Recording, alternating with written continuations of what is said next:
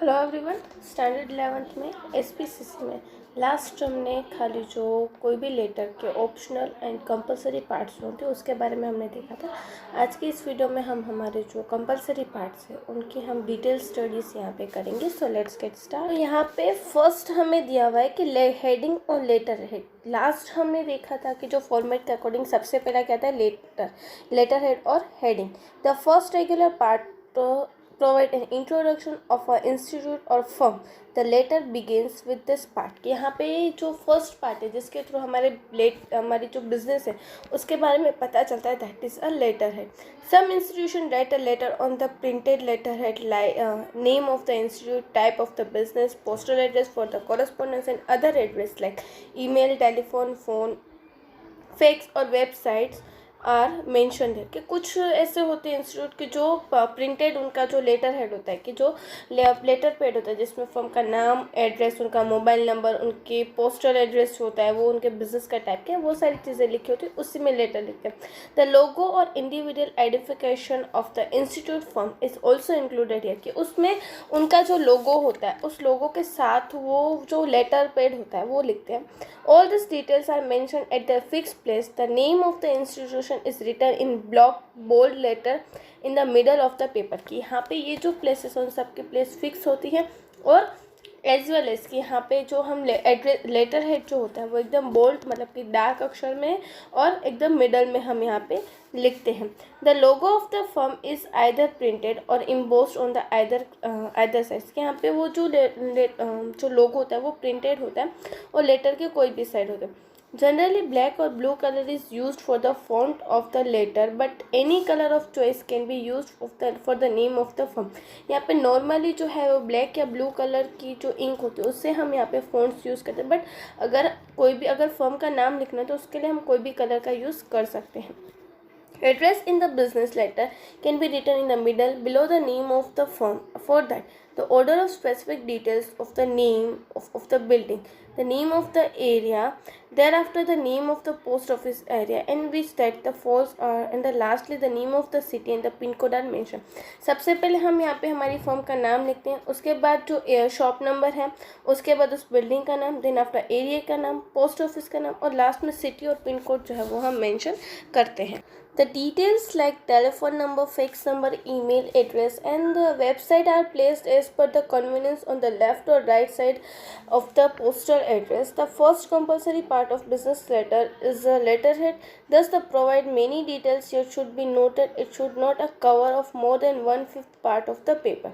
At the time of reference number of the letter are included in this part। कि यहाँ पे ये सबसे फर्स्ट और कंपलसरी पार्ट है हमारे बिजनेस के लिए और इसमें याद रखने कि हमारा जो भी लेटर उसका 1/5 पोर्शन ये कवर करे। बहुत ज़्यादा लेंथी हमें यहाँ पे नहीं लिखना है और अगर हमें रेफरेंस अगर कहीं पे भी यूज़ करना है तो इस तरह से हम ये जो लेटर पैड जो होता है कि जो लेटर हेड होता है उसका हम यूज़ कर सकते हैं। अब हम यहाँ पे आपको कुछ एग्जांपल्स दिए गए कि हम किस तरह से लेटर हेड लिखते हैं वो देखते हैं। यहाँ पे आपको स्क्रीन पे दो एग्जांपल्स दिखाई दे रहे हैं कि सबसे पहले हमने लिखा है बोल्ड अक्षर में बेटर होम अप्लायंस, फिर उसका बिजनेस क्या है, dealer of house hold utilities.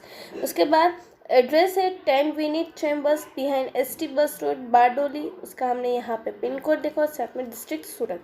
Left hand side हमने लिखा है phone number, email address and right hand side हमने लिखा है फैक्स नंबर। हम इस तरह से भी लिख सकते हो। उसके अलावा यहाँ पे आपको नीचे एक और दिया हुआ है कि बेटर होम अप्लायंस, नीचे हमने उसका business, left hand side phone number, fax number and email address और राइट हैंड साइड जो है हमने जो उसका एड्रेस है वो लिखा। हम इस दो टाइप से हम जो लेटर हेड है वो लिख सकते हैं।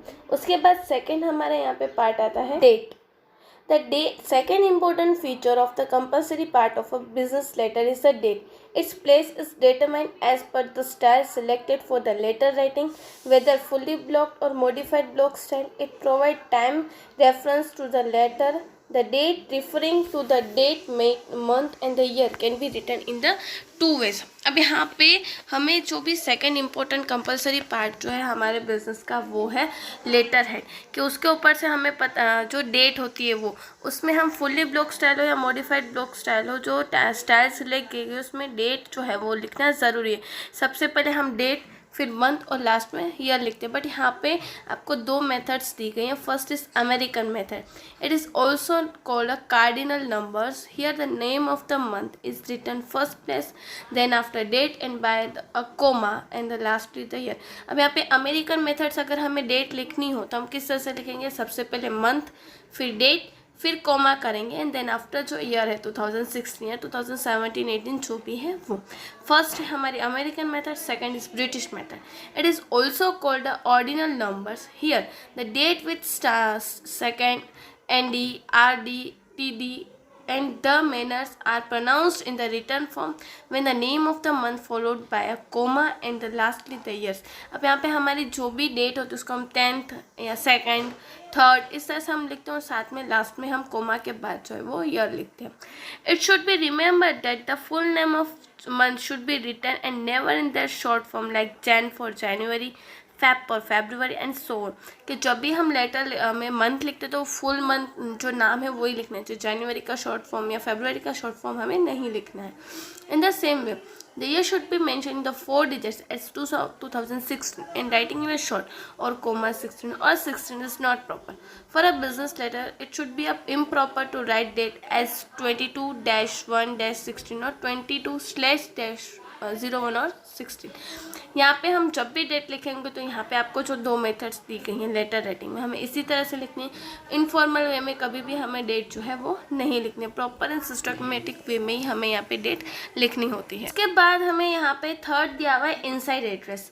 इन this part of the address the receiver of the letter is written, it is the written beside the left margin leaving the one line after the date.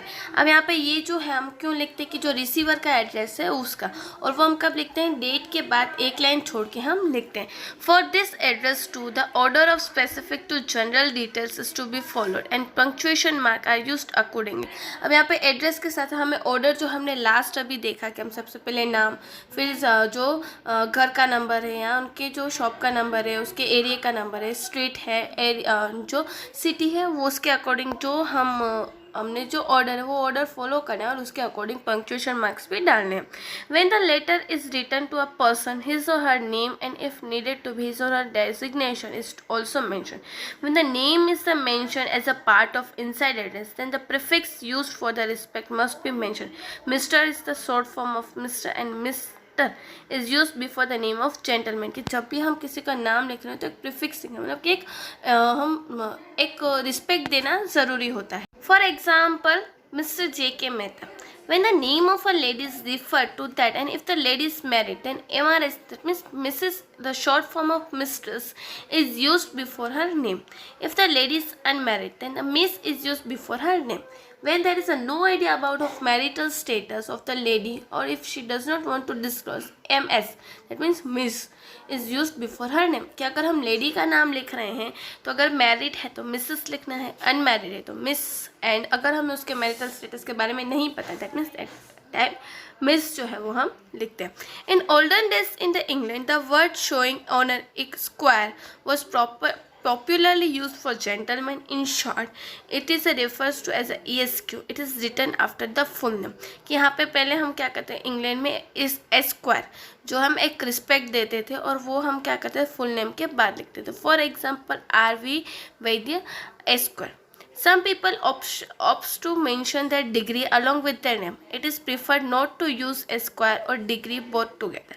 It is inevitable to use both and then it is written as। कि कुछ लोग ऐसे थे कि जो degree के साथ जो उनके नाम के साथ साथ डिग्री भी लिखते थे, तब यहाँ पे इस तरह से लिखा जाता था कि RV वैद्य एस्क्वायर PhD। तो इस तरह से यहाँ पे ये जो नाम है वो लिखा जाता था।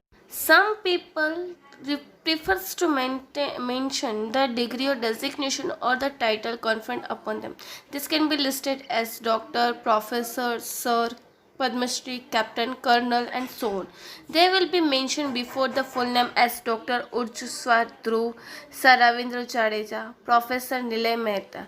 When the designation along with the title is referred, it should be written like the principal or PhD, that means Dr. Rishabh Pandya. In case of the lady, it should be written as Dr. Srimati Nandana Bhargav, Professor Miss Kajri Mehta with the title of the firm having person named Mesris. It the right is Mesris. That means कि हम title लिखते हैं persons के नाम के साथ कि Rajni brothers, Messrs Rajni brothers with the title of the firm having a impersonal name, then the written of before them. क्या यहाँ पे हम impersonal नेम है कि हमें पर्सन का नाम नहीं पता था, हम क्या कहते हैं कि द रेडिक्स कॉरपोरेशन.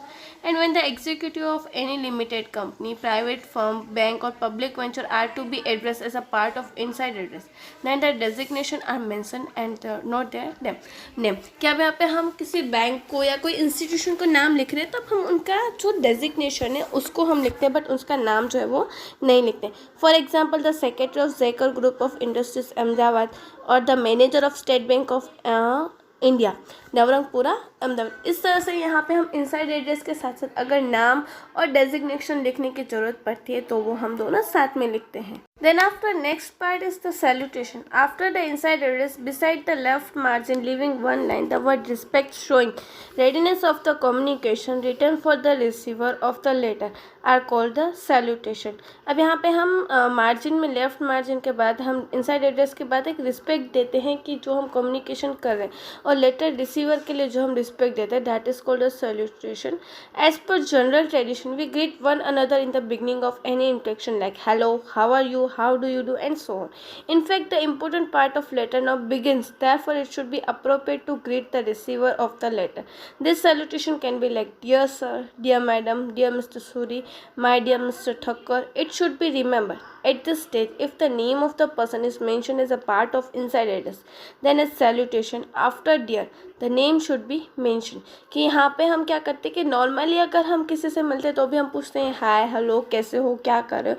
इसी तरह से अगर हम लेटर लिखते हैं तो लेटर में भी हम क्या करते हैं रिस्पेक्ट देते हैं कि डियर सर, डियर मैडम और डियर जो भी हमें पर्सन्स के नाम दिए होते हैं उसके लिए.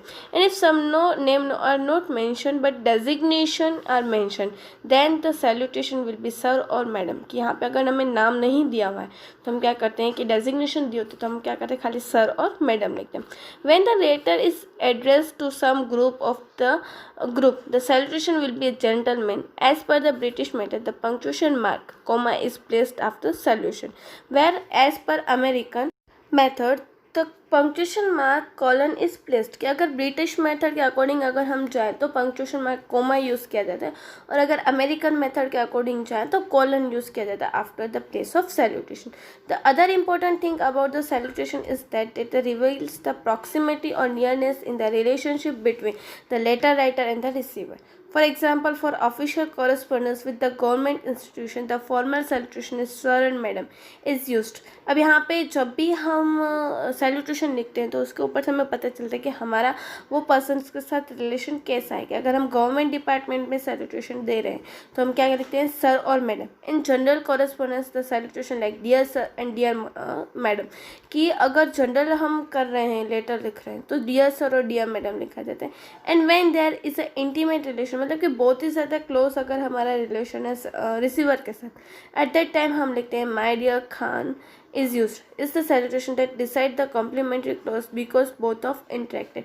कि इसके ऊपर से हम हमारा जो complimentary clause किस तरह से लिखेंगे वो दिखाई देता है. तो यहाँ पे ये हमने देखा salutation कैसे देते हैं. अब हम देखते हैं the body of the letter. The body of the letter, which is the name written immediately after the salutation. This is the main part of letter, generally divided into 3 parts. कि यहाँ पे हम salutation के बाद जो immediately जो हम start करते हैं that is the body of the letter. और normally यहाँ पे ये 3 पार्ट में डिवाइड होता है. First is introductory paragraph, second is main paragraph and third is concluding paragraph. तो सबसे पहले हम इंट्रोडक्टरी पैराग्राफ देखते हैं. It generally provide reference to either correspondence और interaction at the time of provide an introduction to the letter writing. It serves the purpose of connecting link in the chain of correspondence. A properly begun letter thus work efficiently as a messenger. अब यहाँ पे introductive paragraph में क्या होता है कि हम हमारे जो इंट्रोडक्शन देते हैं, हमारे बिजनेस का इंट्रोडक्शन देते हैं, और हमने किस पर्पस से हमने यहाँ पे जो लेटर जो है वो स्टार्ट किया है वो हम बताते हैं. Then after second paragraph is main paragraph. This second paragraph is essence of the letter. Hence, the theme of the letter is discussed methodically in the detail by selecting proper sentence pattern and create a selection of words. An attempt is to make justify the purpose of for the which letter is drafted. अब यहाँ पे second paragraph में क्या करते हैं कि हमने जिस मोटिव से लेटर लिखा है उस मोटिव को हम जस्टिफाइड करते हैं और एज वेल एज हम प्रॉपर वर्ड्स प्रॉपर सेंटेंसेस के साथ हमारा जो मोटिव है वो हम प्रेजेंट करते हैं. If the sole purpose of drafting the letter is to convey complete and detailed information, then here it is present in more than one paragraph or with the bullets or even in a tabular form, then what is arranged appropriately. कि अगर हमारे पास बहुत सारी details है तब हम क्या करते हैं, मतलब कि एरो करके या बुलेट्स करके प्रेजेंट करते हैं. कभी कभी हम टेबल के फॉर्मेट में भी इजीली समझा सकते हैं. An attempt is made to impart information in a precise manner so that reader get equally and well his interest is maintain. कि यहाँ पे हम शॉर्ट में और जितना इफेक्टिवली समझा सके इतना इजीली हमें समझाना चाहिए कि ताकि जो रिसीवर है वो उसका इंटरेस्ट जो है वो लेटर में बना रहे और लेटर वो रीड करते समय बोर ना हो. Then after last paragraph is concluding paragraph. The letter written is herely mentioned what to accept from the reader and moved in the direction of the ending of the letter. He makes an attempt to convert the prospective customer into actual customer by giving some assurance. कि यहाँ पे हम क्या करते हैं, एक reader के mind में जो भी हम रीड करते हैं उसको एंड लेटर को एंड करने के हम मुड़ाव पे लेके जाते हैं और एक अटेम्प्ट करते हैं कि जो रीड करे वो प्रोस्पेक्टिव मतलब कि फ्यूचर के कस्टमर को एक्चुअल कस्टमर बना सकें. It should be noted that certain regular expression mentioned in the after the third paragraph and before the complementary clause should be written. कि यहाँ पे हम complementary clause के बाद और जो complementary clause के पहले और थर्ड पैराग्राफ के बाद हम कुछ जो expressions जो है वो हम प्रेजेंट करते हैं. फर्स्ट इज थैंकिंग यू के बदले हम थैंक यू लिखते हैं.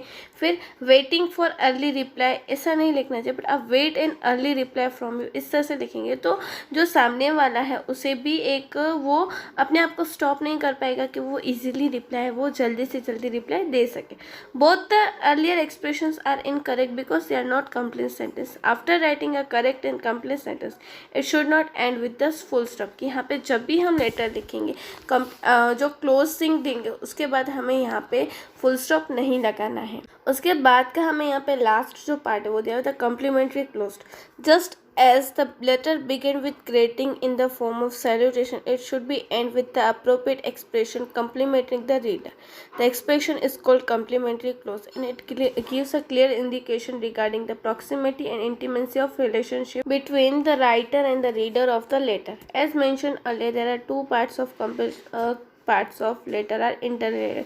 कि जैसे हम हमारा जो लेटर हम सैल्यूटेशन के साथ स्टार्ट करते हैं उसी तरह से हम हमारे लेटर के एंड भी किस तरह से करें, कम्प्लीमेंट्री क्लोज से ही करें. क्योंकि उसके ऊपर से हम हमारा जो लेटर है और जो लेटर रिसीवर है उसके माइंड में एक प्रॉपर और सही इमेज जो है वो प्रेजेंट करते हैं.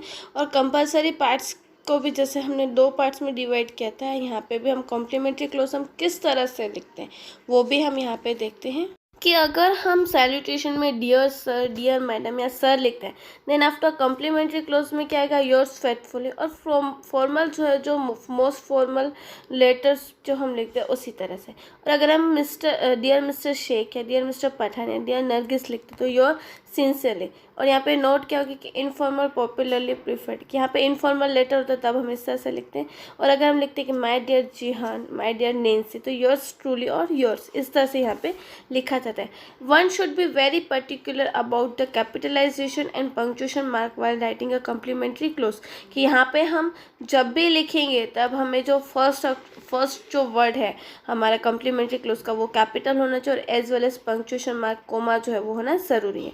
For example your sincerely here y of yours will be capital and no apostrophe marks is used before और after s. कि यहाँ पे हमें yours हम लिख रहे तो apostrophe कहीं पे भी नहीं आना चाहिए और sincere is always small and never in a capital. उसके बाद कोमा जो है वो हमें एंड में लिखना है. तो इस तरह से हम यहाँ पे जो कॉम्प्लीमेंट्री क्लोज है वो देते हैं. उसके बाद हमें यहाँ पे नेक्स्ट जो है वो दिया हुआ है कि signature. After complimentary close the letter writer his signature written his or her full name. In case of his or her put initial, first alphabet in first, middle in the middle and last name. for their signature is illegible, and then the next line below he or she expected to written in his name in bracket. कि यहाँ पे complementary close के बाद उसका जो signature है वो लिखना चाहिए, और उसके बाद जो है वो लास्ट में उसका नाम जो है वो इन ब्रैकेट लिखना जरूरी. The signature authenticates the letter and the matter express in the letter and sincerity of the writer. It clarified that the letter endorsed content of the letter wholeheartedly. The signature is generally handwritten. If there is a computer generated digital signature is used. कि यहाँ पे signature हम क्यों लेते हैं कि एक authentically हो जाता है कि ये लेटर जो है वो एकदम प्रॉपर और सही मायने में लिखा है, कोई भी डबल मीनिंग वाले वर्ड्स यहाँ पे नहीं यूज़ किए गए और सारे वर्ड्स जो एकदम करेक्ट है. अब यहाँ पे आपको सिग्नेचर के कुछ एग्जाम्पल्स दिए गए हैं कि yours faithfully Jem McQueen. And when the writer is sole owner of the from, यहाँ पे ऑनर है, और अगर पार्टनर होता है तो यहाँ पे योर्स फेथफुली एम के श्रुबिनास. और अगर और कोई लिखता है कि transport for yours faithfully for single transport, यहाँ पे अगर पार्टनर लिख रहा है तो मामूस मुन्ना सिंह यादव. इस तरह से यहाँ पे सिग्नेचर्स के आपको एग्जाम्पल्स भी दिए गए हैं. बट समटाइम ऐसा हो कि अगर वो ऑनर या कोई जो पर्सन है वो खुद नहीं लिख रहा हो, तो उसके बदले हायर पोस्ट पे कोई पर्सन है, मतलब कि हायर पोस्ट वाले पर्सन के बिहाफ में अगर कोई लेटर लिखता है और साइन करता है तो that is a purpose signature. अब इसका मीनिंग क्या है देखते हैं कि when a person who holds a higher post in a firm और institution is going to remain away from his और her duty, then the person keeping in the mind promptness of routine official work of a company official announce a person who signed on the behalf, of course after completing a legal formalities. Officially another person is signed on the behalf of course for after completing legal formalities. At the time head of different departments officially provide rights to sign on their behalf of certain routine correspondence. In such a case power of attorney is given as per pro signature. This proxy signature arrangement necessary requirement prior completing the legal process. कि यहाँ पे ऐसा हो कि sometime एक person कोई person है कि जो हायर अथॉरिटी पर उसे कहीं पे बाहर जाना पड़े उसकी ड्यूटी में, तो वो लीगल फॉर्मेलिटीज़ पूरी करने के बाद अपनी जो पावर है वो किसी और को दे दे कि वो जो रूटीन जो है वो कम्युनिकेशन हो सके. That is called a purpose signature. उस पर्सन को हम थोड़ा राइट्स दे दें कि हम वो उस हेड पर्सन के बिहाफ में साइन कर सके. तो फॉर एग्जांपल यहाँ पे आपको दिया है कि योर्स फेथफुली पीपी, यहाँ पे हम शॉर्ट फॉर्म लिखेंगे the Oscar chemical limited RM Parmar, और यहाँ पे उसका डेजिग्नेशन और नाम. तो इस तरह से यहाँ पे ये जो पर्पस सिग्नेचर का मीनिंग क्या होगा कि समटाइम्स हायर अथॉरिटी अपने कुछ राइट्स जो है, मतलब कि अगर उन्हें बाहर जाना पड़े काम के लिए तो वो अपनी ड्यूटीज जो है किसी और को दे दे कि वो इजीली जो काम है वो चल सके, कोई भी प्रॉब्लम ना हो. तो इस तरह से यहाँ पे ये जो हमने जो कंपलसरी पार्ट्स जो थे लेटर के वो हमने यहाँ पे देखे. उसी के ऊपर से आपको यहाँ पे जो स्क्रीन पे 2 क्वेश्चंस दिखाई दे रहे हैं वो आपको आपके होम असाइनमेंट में करने हैं. हम नेक्स्ट वीडियो में इसके जो ऑप्शनल पार्ट्स जो हैं जो लेटर राइटिंग के वो हम देखेंगे. Thank you.